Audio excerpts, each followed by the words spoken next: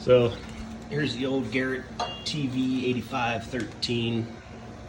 It's a undivided 139. It's a 88 with a 111 exhaust wheel, going to a True North S485. I believe it's a 91 millimeter divided with a 132 AR. So be excited for it to light off a lot easier. Don't think I'll be worried about losing 3 millimeters on the intake with the probably 30-year-old technology versus now. But, yep, getting ready to get it in there so I can start working on the new cold side.